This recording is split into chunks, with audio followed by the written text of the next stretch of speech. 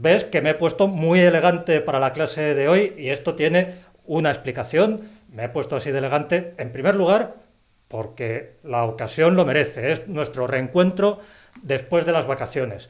Y entonces yo creo que está bien que yo esté aquí lo suficientemente elegante. Ese es el primer motivo. Y el segundo motivo es que hoy me voy de boda. En cuanto termine esta clase, me voy a la boda de unos amigos muy queridos que se casan esta tarde-noche y es un acontecimiento que no quería perderme por nada del mundo. Vamos ahora con unos cuantos casos especiales. Y en este apartado lo que tienes es un cajón desastre en el que se recogen todos los casos que presentan un difícil encaje en los apartados que hemos ido viendo a lo largo de las múltiples semanas de este curso de la coma. El primero tiene que ver con las listas. Esto es algo que nos ha salido en más cursos, pero yo insisto porque el uso de los signos de puntuación en las listas es una fuente constante de quebraderos de cabeza. Y muchas personas dudan sobre el signo que deben utilizar para cerrar cada uno de los elementos de una lista. Así que creo que nos viene bien un repaso. Hay una pregunta que es la que te va a servir para saber cómo tienes que puntuar las listas. ¿Constituyen enunciados completos los elementos de esa lista? Y ahí tenemos las siguientes posibilidades. Si no constituyen enunciados completos, vas a cerrar cada elemento de la lista con una coma, menos el último. El último lo vas a rematar con un punto. Es lo que tienes en el ejemplo 319, que es la lista de ingredientes de una receta. Ingredientes que necesitamos, 2 puntos. Un saco de arroz, coma. Una lata de 10 litros de aceite, coma. Una paletada de pimentón dulce, coma. Un calamar abisal, coma. Un barril de aceitunas sin hueso, punto. Esos elementos no son enunciados completos y por eso puntúo así. Otras veces, los elementos de la lista no constituyen enunciados completos, pero presentan una cierta complejidad. Y, sobre todo, esto es lo más importante, esos elementos tienen comas en su interior. En ese caso, lo que vas a hacer es que vas a cerrar cada uno de los elementos con punto y coma, menos el último, que va a terminar con punto. Ejemplo 320, es la misma lista. Ingredientes que necesitas, 2 puntos. Y ahora vienen unos elementos bastante complejos. Un saco de arroz, 50 kilos, entre paréntesis, cosechado grano a grano en las laderas del Himalaya, punto y coma. Una lata de 5 litros de aceite de oliva virgen extra, coma, orgánico y sin gluten, punto y coma. Una paletada de pimentón dulce, coma, preferiblemente de la provincia de Cáceres, punto y coma. Un calamar abisal, punto y coma. Un barril de aceitunas sin hueso, punto. Esto es para cocinar un arroz para gente que come bastante. Y la otra posibilidad es que los miembros de la lista sean enunciados completos y en ese caso cada uno de esos elementos lo vas a cerrar con un punto. Ejemplo 321, conviene que tomes algunas precauciones antes de salir de vacaciones, 2 puntos. Deja bien cerradas puertas y ventanas, punto. Cierra el agua y el gas, punto. Corta la electricidad, punto. Y última posibilidad, si los elementos son muy breves, puedes prescindir tranquilamente de los signos de puntuación. En el primer ejemplo de este apartado, podrías eliminar las comas y el punto y coma que aparecen al final de cada uno de los elementos de la lista y dejarlos sueltos. Cuando digo sueltos, quiero decir sin signos de puntuación al final. El resultado lo tienes en 322, ingredientes que necesitamos, 2 puntos, un saco de arroz, una lata de aceite, pimentón dulce, un calamar abisal, aceitunas sin hueso y todo esto sin cerrar con signos de puntuación cada uno de los elementos de esa lista. Ninguno lleva signo de puntuación al final. Después de esta explicación, quizás te estés haciendo una pregunta. ¿Qué ocurre si tengo una lista en la que algunos elementos son enunciados completos y otros no? Lo que ocurre es que esa lista está mal redactada y por tanto lo que procede es revisarlas. Hay una convención de redacción importante, que es la siguiente. Los elementos de las listas deben ser homogéneos. Esto quiere decir que todos deben presentar la misma estructura. Si unos son enunciados y otros no, lo que corresponde es tomar unas cuantas decisiones para dejarlos todos por igual. Y hago una aclaración. En los ejemplos de antes yo he utilizado topos, que son estos redondelitos que van introduciendo los elementos de la lista. Yo he utilizado topos. En lugar de topos podrían aparecer rayas, números, letras o cualquier otro elemento introductorio. Eso no afecta al comportamiento de los signos de puntuación. Uso de la coma cuando se invierte el orden. La coma funciona a veces como marca para indicar que se ha invertido el orden normal de una secuencia. El uso principal lo vas a encontrar con los nombres y apellidos. En los países de habla hispana solemos mencionar primero el nombre de la persona y después sus apellidos. Por ejemplo, 323, María Juana Moliner Ruiz. Un nombre que no me he inventado. María Juana Moliner Ruiz. Ahí lo que tenemos es el orden normal. Primero aparece nombre de pila, María Juana, y después apellidos, Moliner Ruiz. Como el orden es el normal, no necesita ningún signo de puntuación. La cosa cambia si le doy la vuelta a la tortilla y pongo los apellidos delante y el nombre detrás. En ese caso necesito una coma que separe los unos de lo otro. Y esa coma es la forma de que el lector sepa cuál es el límite, o sea, dónde terminan los apellidos y dónde empieza el nombre de pila. Entonces escribo 324, Moliner Ruiz, coma, María Juana. Y esa coma, además, puede evitar muchas confusiones, sobre todo en el caso de apellidos que pueden funcionar fácilmente como nombre de pila. Hay personas que se apellidan Manuel, Miguel, Juana. Por tanto, esa coma tiene su utilidad. Y también te va a servir en los índices analíticos de los libros impresos, suponiendo que algún día elabores el índice analítico de una obra de referencia. Por ejemplo, el esbozo de una nueva gramática de la lengua española contiene entradas como el ejemplo 325 en su índice analítico. Escriben letra, y a continuación te dicen en qué parte de la obra puedes localizar todo lo que tiene que ver con la letra E. Le han dado la vuelta a la secuencia, porque así es más fácil de localizar.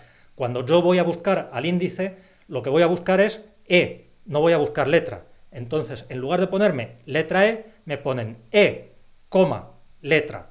Y me ponen a continuación E, conjunción. Eso está indicando que la secuencia normal es conjunción E, la variante E de la conjunción I.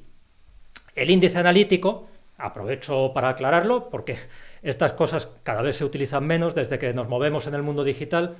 El índice analítico es el que te permite encontrar una noción concreta dentro de una obra de referencia, dentro de una gramática, dentro de un tratado sobre cualquier cuestión, dentro de un manual. Y esas entradas, las de los ejemplos, lo que hacen es indicarle al usuario del esbozo a qué apartados tiene que acudir exactamente para encontrar toda la información de esa obra sobre la letra E y sobre la conjunción E respectivamente. Es un tipo de índice que resulta muy fácil, resulta muy útil para consultar después esas obras. En el mundo digital eso ya funciona de otra forma porque funciona a base de búsquedas. Existen algunos usos más para esta coma que indica que se ha invertido el orden, pero son todos análogos a los que te acabo de presentar. Voy a contar de pasada que esa coma se utiliza también cuando se alfabetizan títulos de libros, de revistas, películas, etc., cuya primera palabra es un artículo. Piensa en un título como La casa de Bernarda Alba, la obra de Lorca. Eso, cuando se alfabetiza, se suele escribir como Casa de Bernarda Alba, la, y poniendo una coma delante de ese la. Esa es una forma de ayudar a quien va a buscar después esa información en un documento impreso. Esto es más típico del mundo de la imprenta que del mundo digital, porque de esa forma la gente normalmente cuando va a buscar la casa de Bernarda Alba piensa en casa, que es una palabra significativa, y busca por casa, antes que en el artículo, que es una palabra gramatical y abstracta. Y además tiene otra ventaja. Como hay muchos títulos que empiezan por artículo, si alfabetizamos por el artículo, se nos acumulan muchas entradas debajo de el, la, los, las, cuando esas palabras son poco significativas y ayudan poco al usuario de ese repertorio, de esa obra. Se hace por eso en obras impresas, insisto. En el mundo digital simplemente hacemos una búsqueda. En la datación de cartas y otros documentos. En el apartado dedicado a las estructuras explicativas ya nos habíamos ocupado del uso de la coma entre día de la semana y día del mes. Allí vimos que podemos escribir esa coma u omitirla dependiendo de si nos encontramos ante una estructura explicativa o especificativa. Utilizamos coma en las estructuras explicativas, como en 326. Recibí una notificación el jueves, 28 de noviembre. En cambio, nos ahorramos este signo de puntuación en las construcciones especificativas. 327, recibí una 327, recibí una notificación el jueves 28 de noviembre. Este es el uso normal. Lo menciono aquí solamente para refrescar la memoria. Pero existe un caso especial que no tenía cabida en aquel apartado. Se trata de una curiosa excepción en que la presencia de la coma está fijada convencionalmente. Cuando redactas una carta o un documento similar, la costumbre es introducir la fecha en una línea independiente. Y en este caso, solamente en este caso, es obligatorio siempre separar con coma el día de la semana y el día del mes. La opción sin coma no es válida. Entonces, en una carta vamos a escribir jueves, 28 de noviembre de 2030. A veces ocurre que la línea de fecha incluye la ciudad en que estoy escribiendo ese documento. Y entonces también es obligatorio separar con coma la ciudad y la fecha. 329, Cáceres, 15 de mayo de 2029. En estas líneas de fecha puede haber variación en el uso de las preposiciones.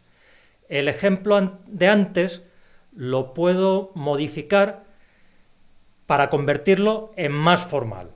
La variante más formal tiene preposiciones, tiene más preposiciones. 330 en Cáceres, a 15 de mayo de 2029.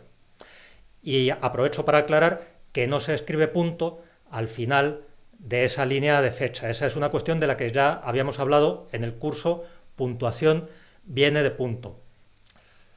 Coma entre nombre de colección y número de volumen. Este uso es típico de las colecciones de libros. Por ejemplo, en los países hispanohablantes es famosa la colección austral de la histórica editorial Espasa Calpe. En esta colección se publicó una edición del Criticón de Baltasar Gracián. Ese volumen hacía el número 435 y por eso puedo referirme a él así. Vamos a suponer que ahora soy un profesor que está escribiendo un correo electrónico a sus estudiantes para explicarles las lecturas que tienen que hacer y estoy pidiéndoles que lean un libro, pero justo una edición que es la que yo quiero que lean y no la de otra editorial. Y entonces escribo 331. Tienen que leer ustedes el Criticón, entre paréntesis, colección austral, 435. Y este uso de la coma también se aplica a otros tipos de colecciones como discos, cómics, grabados, etc. Entre nombre de la calle y número de edificio. En España, ahora hablo de una costumbre de España que varía en otros países hispanohablantes. En esto hay una variación muy amplia en los diferentes países, pero como en España esto se hace y hay muchas personas que escriben documentos que se van a leer en España, lo voy a explicar aquí. En España tenemos la costumbre de separar con una coma el nombre de la calle y el número de la casa, cuando escribimos una dirección postal. Por ejemplo, 332, calle Sierpes, coma 3. Escribo una coma entre el nombre de la calle y el número del edificio. He dicho nombre de la calle, pero me da lo mismo que sea una calle, una plaza, avenida, paseo o cualquier otro tipo de vía urbana. Ejemplo 333, Plaza de Italia, coma 6. 334, ejemplo 334, Avenida de los Poblados, coma 1. Insisto, esto lo hacemos así en España, pero en otros países funciona de otras formas. Y ahora me alegro de recibir preguntas y comentarios sobre estos dos apartados y también que me cuentes cómo se hace esto en tu país. ¿Cómo se hace esto en tu país? Me dicen, en el Perú se ha normalizado no poner coma antes del número de la calle. Por ejemplo, Jr. Los Paracas 220, Salamanca, Ate. En el Perú se hace así. Y en otros países, en Colombia o en México, ¿cómo se hace esto? ¿Cuál es la costumbre? En Canadá el número va delante de la calle. Claro, decimos 3, calle Oro. En Colombia se pone, por ejemplo, calle 72 con recuadro 2536. Me dicen calle Sierpes, número abreviado 3, ¿también es válido? Sí, eso es válido perfectamente. En Argentina también es común prescindir de la coma. Calle Las Heras 79, Godoy Cruz. Pues son usos diferentes en países diferentes, porque lo bonito es que una lengua que se habla en tantos lugares, con tantos acentos, con tantas variantes de vocabulario, de gramática, que también tenga sus variantes ortográficas. Y eso es enriquecimiento. Me cuentan también, Rivadavia 3322, calle y altura en Argentina. O sea, se da la calle y se da la altura. Hablando de direcciones, ¿hay abreviaturas oficiales de manzana y casa? Pues eso está en la lista de abreviaturas de la ortografía de la lengua española, y te lo voy a decir ahora mismo, lo voy a buscar. Vamos a ver, en cuestión de abreviaturas, no es que haya unas abreviaturas oficiales. Tengo aquí la ortografía de la lengua española. En teoría, cada cual puede inventar sus propias abreviaturas, y eso no se considera una falta de ortografía ni una falta de nada. Lo que ocurre es que eso puede ser poco práctico, y eso da imagen de poca pericia al escribir. ¿Por qué? Porque hay toda una serie de abreviaturas que ya se han convertido en la forma habitual, la forma que es de uso general. Y entonces, utilizar la forma general es lo que le va a facilitar más la vida a tu lector y te va a presentar como alguien que conoce esas convenciones. Todas esas están en un apéndice hacia el final de la ortografía de la lista española, hacia el final de la ortografía de la lengua española, que se titula lista de abreviaturas. Entonces ahí buscamos casa, a ver si aparece por aquí casa, y pone calle, capítulo, calle. No aparece ninguna abreviatura específica para casa. Y para manzana, pues voy a buscar manzana.